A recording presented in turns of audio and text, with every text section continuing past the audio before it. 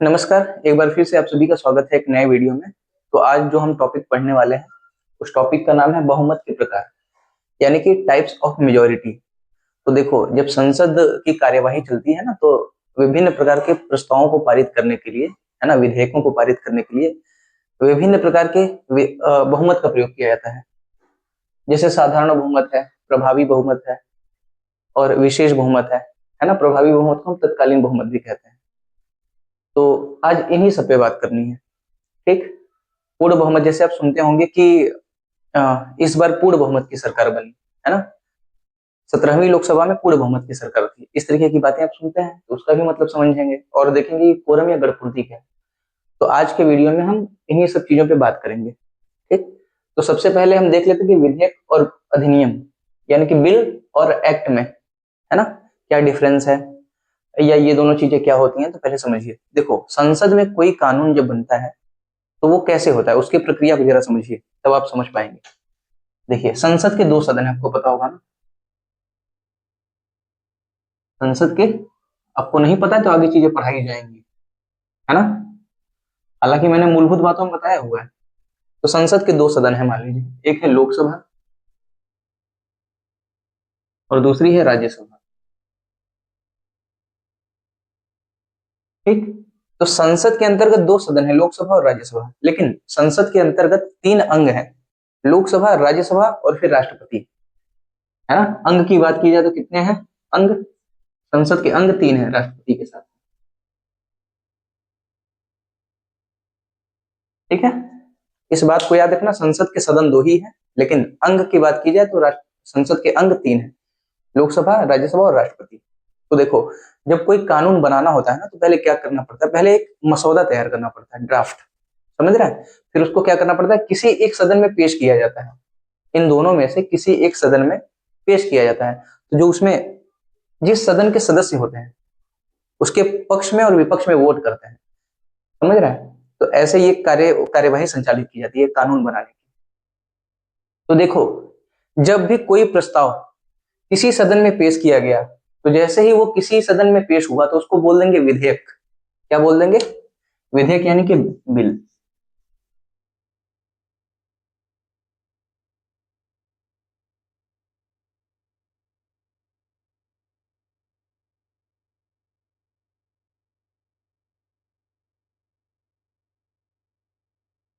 यानी कि प्रस्तावित कानून ही क्या है, विधेयक है।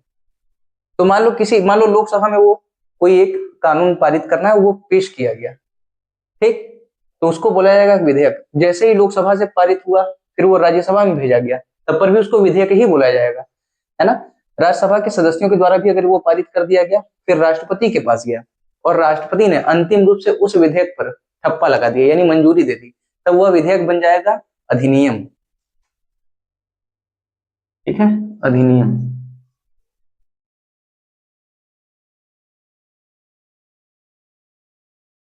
समझ रहे हैं। ये प्रस्तावित कानून है। प्रस्तावित कानून जब पारित कर दिया गया दोनों सदनों के द्वारा और फिर राष्ट्रपति ने उस पर अंतिम रूप से हस्ताक्षर कर दिया, यानी स्वीकृति दे दी, तो वो बन जाता है अधिनियम, यानी कि एक्ट। इतना बात आपको समझ में आ गया।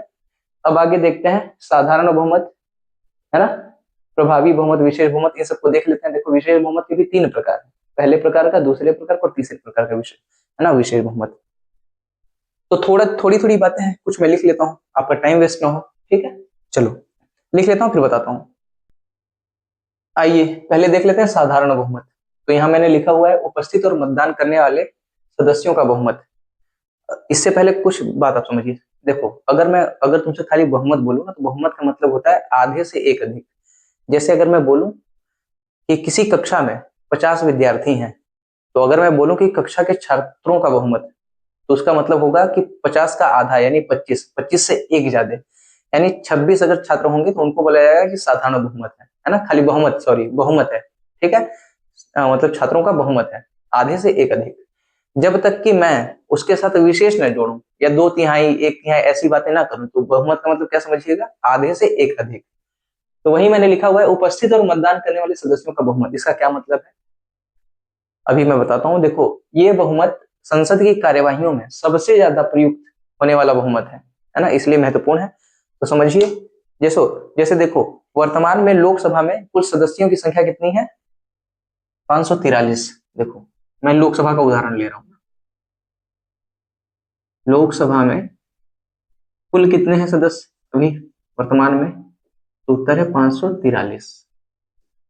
ठीक, मान लो किसी दिन कोई प्रस्ताव पारित करना है, समझ रहे हैं, उस दिन सभी सदस्य उपस्थित नहीं हुए, उपस्थित सदस्य जो हुए वो हुए 200, सॉरी 200 नहीं 250 मान लो, चलो, है ना। किसी दिन कार्यवाही में कितने उपस्थित हुए? 250 सदस्य। ठीक, लेकिन जब प्रस्ताव पेश किया गया तो उस पर वोट सबने नहीं दिया। दिया कितनों ने? दिया केवल 200 लोगों ने, है ना।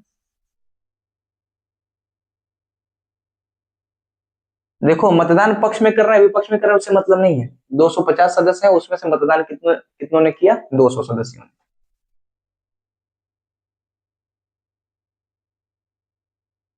तो उस दिन कार्यवाही में यही है उपस्थित और मतदान करने वाले सदस्य कितने हैं? 200।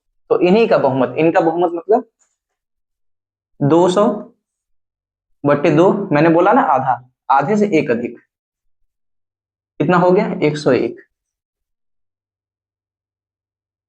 समझ रहे हैं, यानी कि किसी प्रस्ताव के पक्ष में अगर 101 या उससे अधिक वोट पड़ गया तब बोला जाएगा कि वो प्रस्ताव साधारण बहुमत से पारित हो गया। ठीक, अच्छा देखो, मैंने एक चालाकी की, यहाँ यहाँ मैंने 200 सदस्य लिखा उपस्थित और मतदान करने वालों को, और 200 को 2 से मैंने डिवाइड करके +1 कर दिया, ये ऑटोमेटिकली कट गया, यहाँ 100 आ गया प्लस 1 101 आ गया। लेकिन आपके मन में अगर ये प्रश्न बने कि अच्छा ये बताओ यार, यहाँ 200 की जगह अगर 199 सदस्य ही रहते तो कैसे होता? तो बताता हूँ। देखो, ये सम संख्या के केस में कट गया तो +1 कर दिया, लेकिन अगर विषम संख्या है, मान लो 199 है, तो 199 केस में क्या करेंगे? इसको फिर 2 से डिवाइड करेंगे, कितना आएगा? देखो, 2 9 18, ठीक, फिर 2 9 18 पॉइंट, फिर 2 5 10, ठीक, 99.5 आएगा। मान लो ये 99.5 आ गया, है ना। तो अब यहाँ साधारण बहुमत का निर्धारण कैसे हो? देखो, अगर पॉइंट के बाद 5 या उससे अधिक आए तो 99 में 1 जोड़ देना, समझ रहे हो, तब साधारण बहुमत कितना माना जाएगा? माना जाएगा 100। लेकिन अगर यहां पर मान लो कि पॉइंट के बाद 5 से कम आता, जैसे 4 आता, 3 आता, 2 आता, 1 आता, तो 100 नहीं मानते, तब उसको 90 ही माना जाता, समझ रहे हैं, लेस देन 0.5, मतलब 0.5 से अगर कम हो तब पॉइंट के बाद, ठीक, तब उसको यही संख्या मान लिया जाता है जो है पीछे वाली, है ना। 0.5 से है, 0.5 है या उससे अधिक है तो 100 मान लिया जाएगा। ठीक, तो ये रहा साधारण बहुमत, मैंने आपको समझा दिया। लेकिन देखो, ये प्रमुख रूप से कहाँ कहाँ प्रयोग होता है, ये उदाहरण में इधर लिखा हुआ हूँ, उसको अच्छे से याद कर लेना। प्रयोग कहाँ है? देखो, साधारण विधेयक को पारित करने में, धन विधेयक को पारित करने में, वित्त विधेयक को पारित करने में किसका प्रयोग होता है? साधारण बहुमत का। ये सब चीजें हम संसद जब पढ़ रहे होंगे ना टॉपिक, तब ये सब चीजें मैं कवर करवाऊंगा। और विभिन्न प्रकार के प्रस्ताव संसद की कार्यवाहियों में लाए जाते हैं, जैसे अविश्वास प्रस्ताव, विश्वास प्रस्ताव, ध्यानाकर्षण प्रस्ताव, कटौती प्रस्ताव, काम रोको या कार्य रोको प्रस्ताव और निंदा प्रस्ताव। विभिन्न प्रकार के प्रस्ताव जब हम पढ़ेंगे तो वहां पर भी यही साधारण बहुमत का प्रयोग किया जाता है, यानी उपस्थित और मतदान करने वाले सदस्यों का बहुमत। ठीक है, चलिए, अब ये साधारण बहुमत हो गया। अब अगला देख लेते हैं प्रभावी बहुमत, जिसको तत्कालीन बहुमत भी बोलते हैं, इफेक्टिव मेजोरिटी या देन मेजोरिटी, इसको क्या बोलते हैं? Simple majority. ठीक है, आइए उसको भी देख लेते हैं। आइए अगला देख लेते हैं, प्रभावी बहुमत या तत्कालीन बहुमत, दूसरा है। ठीक, प्रभावी या तत्कालीन बहुमत को इंग्लिश में क्या बोलते हैं? इफेक्टिव या देन मेजोरिटी। तो लिखा है प्रभावी सदस्य संख्या का बहुमत, है ना। तो पहले ये समझ लेते हैं कि प्रभावी सदस्य संख्या क्या होता है। तो प्रभावी सदस्य संख्या का मतलब होता है कुल सदस्य संख्या माइनस रिक्तियां। हम उदाहरण लेते हैं लोकसभा में, लोकसभा में कुल कितने सदस्य हैं? 543, है ना। कुल कितनी संख्या में सदस्य हैं? 543।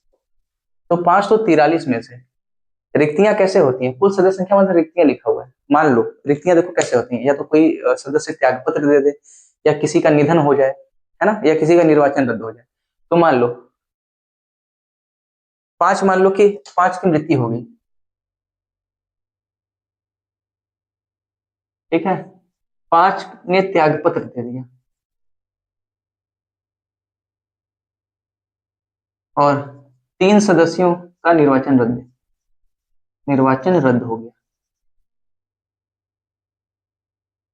ठीक। तो यानी रिक्तियां कुल कितनी हो गई लोकसभा में?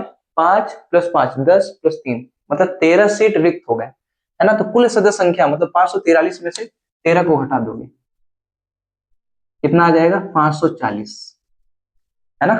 प्रभावी सदस्य संख्या का बहुमत यही है, प्रभावी सदस्य संख्या, है ना। मतलब इतने सदस्य अभी प्रभाव में हैं, समझ रहे हैं। जो सीटें रिक्त थी उसको हमने हटा दिया। अब इसका बहुमत बहुमत निकालने का मतलब मैंने क्या बोला है? 540 का आधा कर दीजिए, कितना आएगा? 2 दूनी 4, है ना, 2 7 14, इतना 270 आएगा ना। 270 + 1 यानी 271, है ना। यानी अगर कोई प्रस्ताव जिसको प्रभावी बहुमत या तत्कालीन बहुमत से पारित करना होता है तो उसके लिए, है ना, कितना वोट पक्ष में चाहिए होगा? 271, समझ रहे हैं। 271 या उससे अधिक अगर वोट उसके पक्ष में पड़ा तो उसको क्या बोला जाएगा कि वो प्रस्ताव प्रभावी बहुमत या तत्कालीन बहुमत से पारित हो गया, ठीक है। ये मैंने बता दिया। इसका प्रयोग देखो 8 जगह है, बहुत सिंपल है, मैं आपको बताता हूँ। संसद के 2 सदन है ना, वैसे ही राज्य विधानमंडल के भी 2 सदन है। संसद के 2 सदन कौन से हैं? लोकसभा और राज्यसभा। वैसे ही राज्य विधानमंडल में 2 सदन क्या है? विधानसभा और विधान परिषद। तो बस उनके जो पदाधिकारी है ना, उन्हीं को हटाने में ये प्रस्ताव का प्रयोग किया जाता है, अरे सॉरी, इस बहुमत का प्रयोग किया जाता है। देखो, लोकसभा के अध्यक्ष और उपाध्यक्ष को हटाने में, राज्यसभा के सभापति और उपसभापति को हटाने में, विधानसभा के अध्यक्ष और उपाध्यक्ष को हटाने में, और विधान परिषद के सभापति और उपसभापति को हटाने में, है ना, इन सभी के पदमुक्ति में इसका प्रयोग किया जाता है।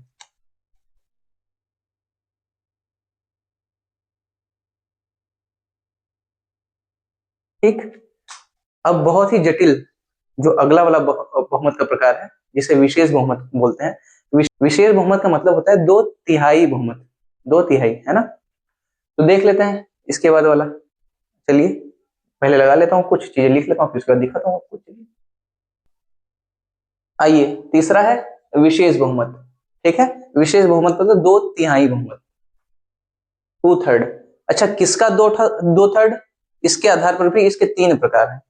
पहले प्रकार का विशेष बहुमत पहले हम देख लेते हैं, है ना। इसके बाद फिर अगली स्लाइड बनाऊंगा दूसरे प्रकार का, फिर तीसरे प्रकार का। देखिए पहले प्रकार का विशेष बहुमत, तो क्या लिखा हुआ है? उपस्थित और मतदान करने वाले सदस्यों का 2/3 बहुमत। इसका क्या मतलब है? देखिए, मान लो मैंने बताया कि लोकसभा में कुल कितने सदस्य हैं? 543, कुल सदस्य हैं 543, है ना। और उपस्थित कितने हुए हैं? मान लो 543 उपस्थित हुए और किसी दिन उपस्थित कितने हुए? अरे कुल कितने हैं? 543 सदस्य, उपस्थित किसी दिन हुए हैं 200 सदस्य, ठीक। ये उपस्थित है ना। लेकिन 200 पूरे 200 के 200 सदस्यों ने मतदान नहीं किया। मतदान कितने ने किया? मतदान किया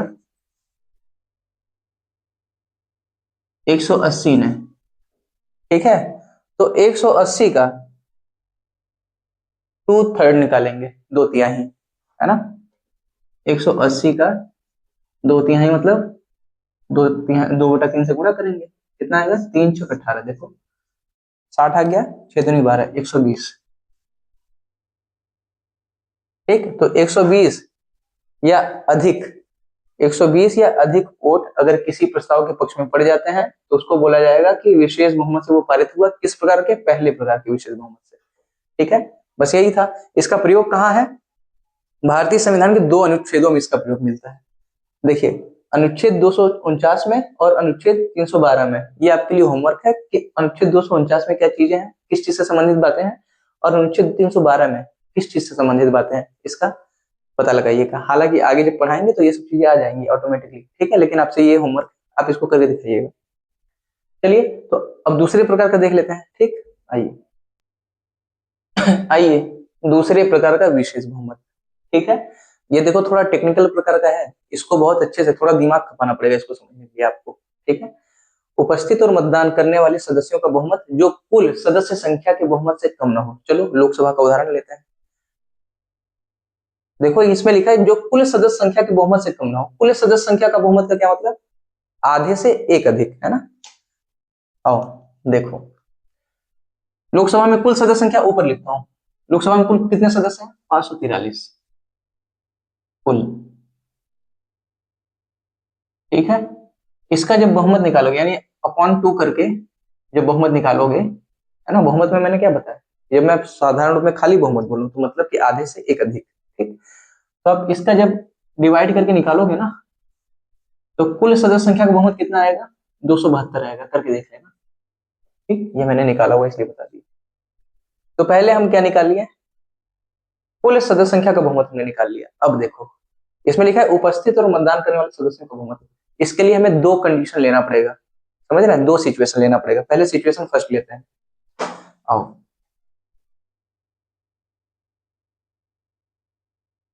ठीक,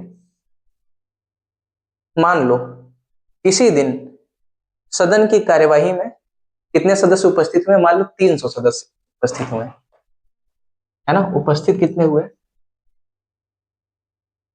300 सदस्य। ठीक, तो सदस्य उपस्थित हुए। ठीक, और 300 सदस्यों में से 210 ने प्रस्ताव के पक्ष में वोट दिया, है ना, और 90 सदस्यों ने विपक्ष में वोट दिया। ठीक है, 210 ने पक्ष में वोट दिया और 90 ने विपक्ष में वोट दिया। ठीक, तो देखो अब 300 का क्या करोगे? उपस्थित और मतदान कितने कितनों ने किया? 300, तो इसका बहुमत निकालोगे कैसे, है ना, इसका 2/3 निकालोगे, सॉरी, दूसरे प्रकार का विशेष बहुमत है। तो इसका उपस्थित और मतदान 300 ने किया है, 300 लोग उपस्थित भी और 300 ने मतदान भी किया है, तो 300 का 2/3 निकालो। 300 का 2/3, ठीक, कितना आ जाएगा? हाँ, इधर आएगा 100 गुणे 2, यानी कि 200 आ गया। ठीक, अब देखो प्रस्ताव के पक्ष में कितने ने वोट दिया है? 210 ने, 200 से अधिक है ना, समझ रहे हैं। तो क्या विधेयक पारित माना जाएगा? नहीं। देखो पहला शर्त तो पूरा हो गया कि उपस्थित और मतदान करने वाले सदस्यों का 2/3 बहुमत, है ना। तो वो तो 2/3 उपस्थित और मतदान करने वाले सदस्यों का 2/3 मतलब उपस्थित और मतदान करने वाले को जो 2/3 है वो 200 है, और उससे देखो 210 अधिक है ना। तो ये तो कंडीशन फुलफिल कर गया, लेकिन दूसरा वाला कंडीशन देखो, जो कुल सदस्य संख्या के बहुमत से कम ना हो। लेकिन इस 200 को यहां से मिलाओ, देखो 272 से कम है ना, तो वो प्रस्ताव पारित नहीं माना जाएगा। ठीक, अब दूसरा कंडीशन लेते हैं, सिचुएशन नंबर 2। चलिए, है ना, दूसरा सिचुएशन लेते हैं। मान लो कि किसी दिन 450 सदस्य उपस्थित हुए, है ना, उपस्थित।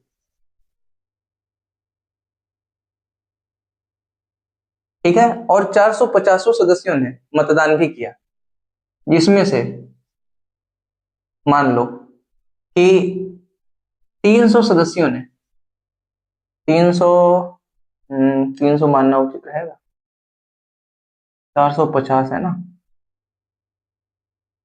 3 एकम 3, ठीक है, 3 चौक 12, चलो ठीक है, हट ऐसे करते हैं।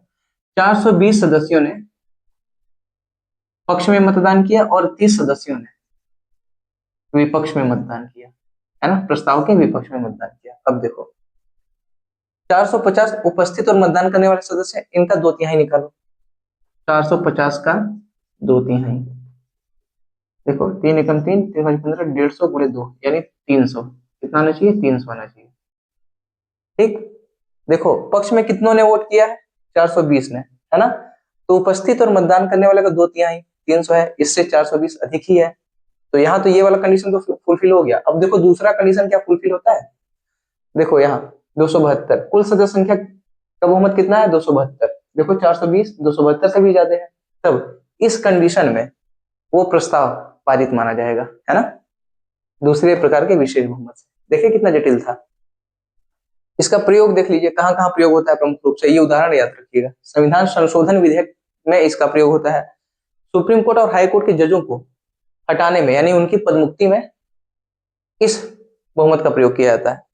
सीएजी की पदमुक्ति में और मुख्य निर्वाचन आयुक्त, है ना, चीफ इलेक्शन कमीशन, उसकी पदमुक्ति में भी इस बहुमत का प्रयोग किया जाता है। ठीक है, चलिए अब देख लेते हैं तीसरे प्रकार का। ठीक, बहुत ज्यादा नहीं है, उसको लिखने की क्या जरूरत है, मैं ऐसे ही बता देता हूँ। देखो तीसरे प्रकार का,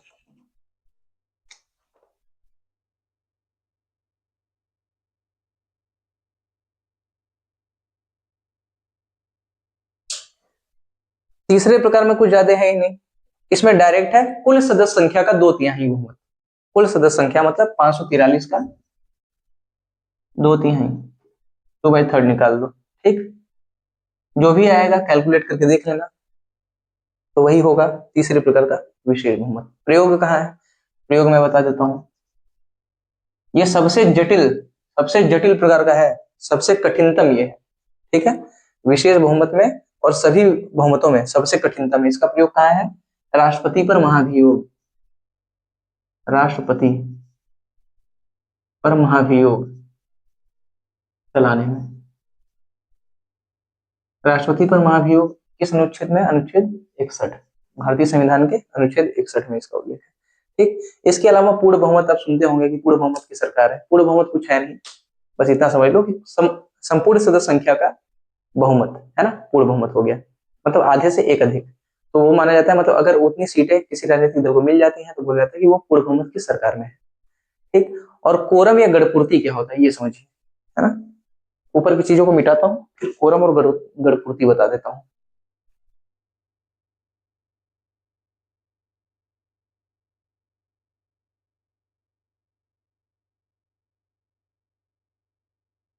ठीक है,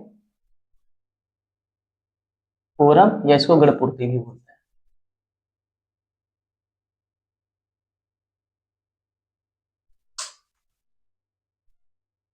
देखो कोरम या गणपूर्ति गणपूर्ति वो होता है कि मिनिमम सदस्यों की उतनी संख्या, है ना, न्यूनतम सदस्यों की संख्या जिसके न होने पर सदन की कार्यवाही अवैध मानी जाती है ना, बैठक अवैध हो जाता है, उसी को बोलते हैं गणपूर्ति या कोरम। तो भारतीय संविधान में या भारतीय राज्य व्यवस्था के अंतर्गत कोरम या गणपूर्ति कितनी निर्धारित की गई है? 110, सॉरी 10%, है ना।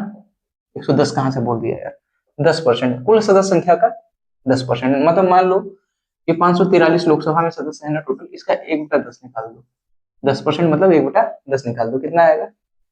54.3, यानी कम से कम 54 सदस्य, यानी कम से कम 54 सदस्य लोकसभा की बैठक में उपस्थित होने चाहिए, तब तो प्रक्रिया संचालित की जाएगी, नहीं तो प्रक्रिया अवैध हो जाएगी। ठीक है, बैठक अवैध हो जाएगी, वही अगर पूर्ति। तो ये सब बेसिक कंसेप्ट जो मैंने आपको बताया, बहुमत के प्रकार बताया। ठीक, चलिए जाते थे एक प्रश्न आपसे पूछता हूँ, चलो बताइएगा। बताओ कि लोकसभा के अध्यक्ष और उपाध्यक्ष को हटाने में किस बहुमत का प्रयोग किया जाता है? बताइएगा कमेंट सेक्शन में उत्तर। ठीक है, इंतजार रहेगा। चलिए, तो धन्यवाद वीडियो को धैर्यपूर्वक देखने के लिए। जुड़े रहिएगा, बहुत सारी चीजें आपको दी जाएंगी।